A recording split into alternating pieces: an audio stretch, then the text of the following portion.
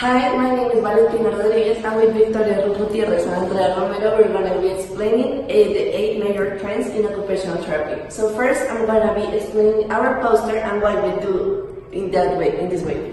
So first, we're going to be, as you see, we have like 8 different leaves, in which each one has a trend. So, for example, in the first one, the trend was moving away from the medical model. As you can see, we draw a medical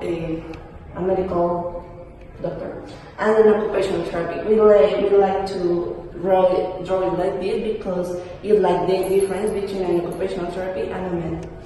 The second one is moving toward an holistic approach. We decided a person thinking in different ways because, as you can see, a med is the person that only thinks on the physical way. When we try to do this holistic, is because we think in the different ways that include the social, the mental part, the physical part, their culture, and other.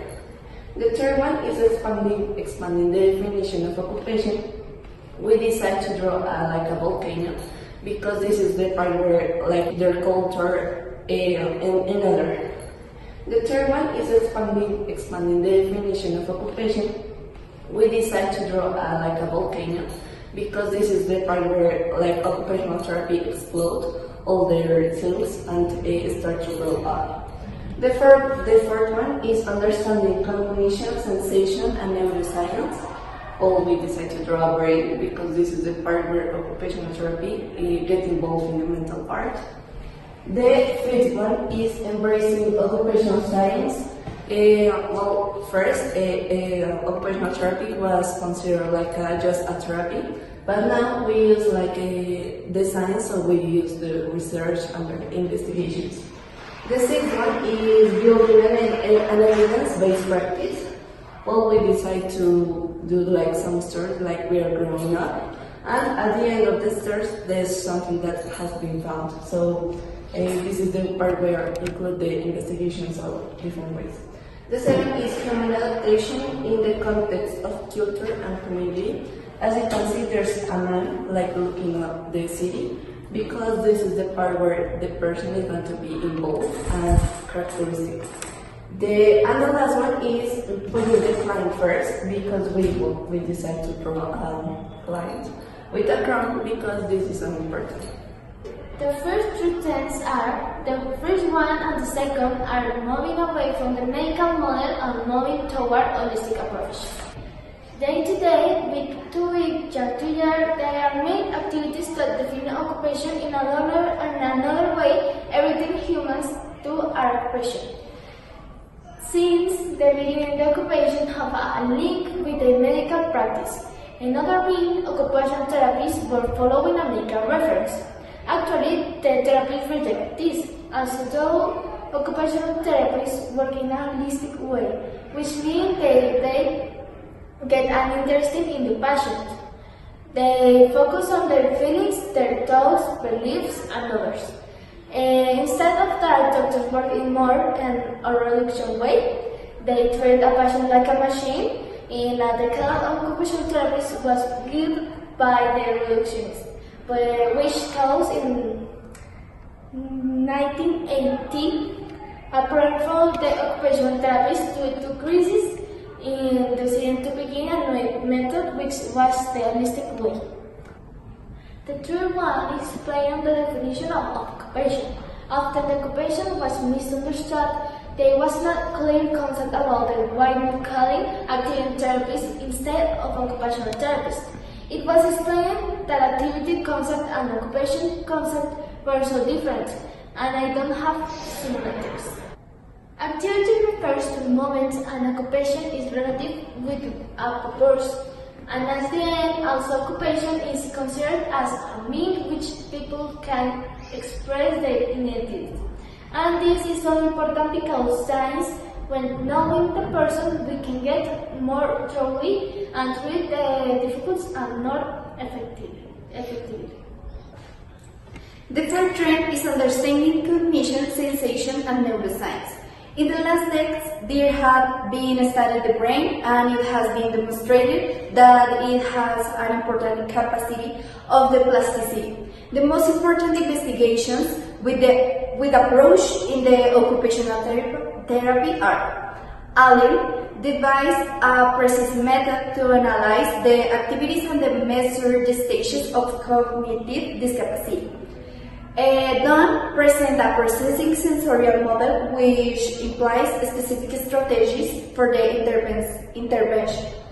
Farber raised the hypothesis where knowledge of neuroscience can improve the ability to interpret human behavior. He used three different examples. 1. Lifestyle has an effect of the immune system, which means that occupations have health implications. 2. Mental and physics disease supports the holistic focus on occupational therapy. 3. The plasticity of the brain can be observed in the central nervous system, where it gets reorganized and established new pathways for the recovery of a brain injury.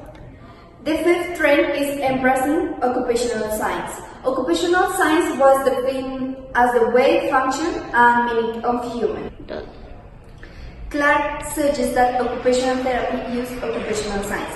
Anne Wilcock established the first magazine of occupational science in Australia. She describes the occupation as a synthesis of doing, being, and becoming. The three objectives for the promotion of occupational therapy are: 1. The increase of occupation as a therapeutic measure; 2. The study of the effect of occupation in the human; and 3. The therapeutic dispensation of this knowledge.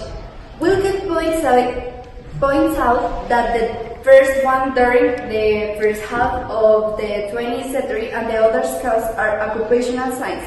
However, authors such as Mosley point out that occupational science and occupational therapy must be separated with their own body of knowledge and research. And the sixth trend is building an evidence-based practice.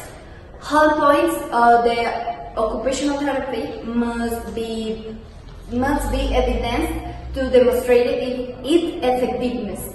The occupational therapy should continue doing research, especially in the technological field, because it tells us how to use an activity with purpose to help our patients to achieve an independent function. During the last conference, it has been said that further research is an important need and trend within the occupational therapy. The seventh trend is human adaptation in the context of culture and community. Human adaptation has long held a central place in the intervention process.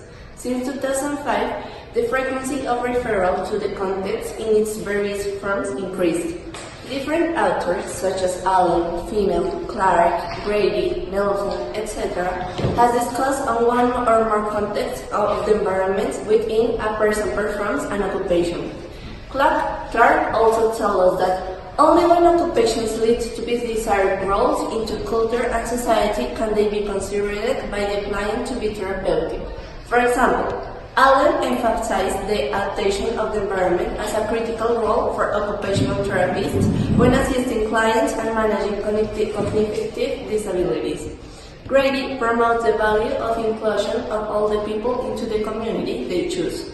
Sam explores temporal and spatial contexts as they affect everyday activities, comparing familiar places and routine tasks while they get established neural pathways on the human brain. The author defines 7 different contexts which include cultural, physical, social, personal, spiritual, temporal, and virtual. And the last trend is putting the client first. The principles practice of client-centered of the occupational therapist we developed by Carl Rogers. Abraham Maslow, another humanistic psychotherapist that include an individualized approach to persons with health conditions or other problems for which they need assistance. The occupational therapist collaborates with the client as an equal partner and takes of the role of an enabler. A clear departure from the medical model is evident because the client seeks out professional service as needed and directs his or her own progression toward fulfillment, self-knowledge, growth, and self-actualization through occupational engagement and mastery. The author uses the term client consistently and specifies that during evaluation, information should be gathered using a client-centered approach. The intervention should be based on the client priorities. The most common terms is lectures referring to the client or person are the concepts of culture, values, meaning, preference, choice, spirituality, resilience, adaptation, and identity. Finally, we hope you like our video and understand the 8 trends that occupational therapy has. Bye!